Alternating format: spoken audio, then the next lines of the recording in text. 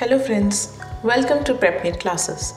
In this lecture, we will learn how evolved plants reproduce sexually with the help of male and female reproductive parts.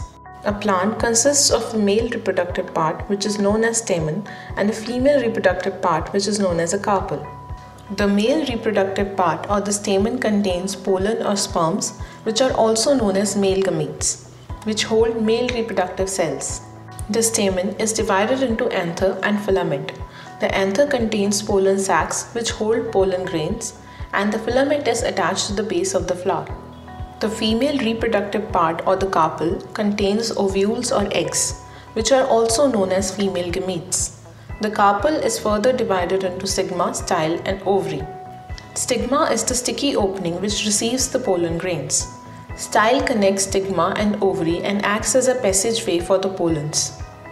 Stigma also prohibits the germination of incompatible pollen grains by releasing toxins. Ovary is the chamber that holds the ovules. Fertilization is facilitated by the ovary, and upon maturation, the ovary develops into a fruit. Ovules are female gametes that mature into seeds after fertilization.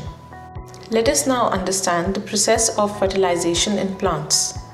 The pollens or the male gametes from the anther are transferred to the stigma on the carpel through various means such as wind, water, and insects. This process of transferring pollens through various media is known as pollination. Once the pollen lands on the stigma, the sticky surface of the stigma binds the pollen. The pollen starts to germinate on the stigma and forms a pollen tube with the help of tube cells present in it. This pollen tube runs through the style into the ovary where mature ovules are ready for fertilization.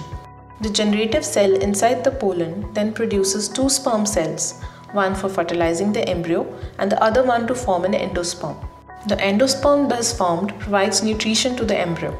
The fertilized ovules develop into seeds on maturation. The number of seeds formed depend upon the number of ovules present and fertilized. The ovary develops into fruit upon maturation. This process encounters slight variations in case of gymnosperms. In gymnosperms, the ovules or the female gametes are not enclosed in an ovary. The female gametes are aggregated in cones present in the upper branches, and the male gametes, which are also aggregated in cones, are present in the lower branches. The pollination occurs through wind, water, etc. Upon maturation, the seeds formed are dispersed by the female cone. Fruit formation does not take place due to absence of ovaries.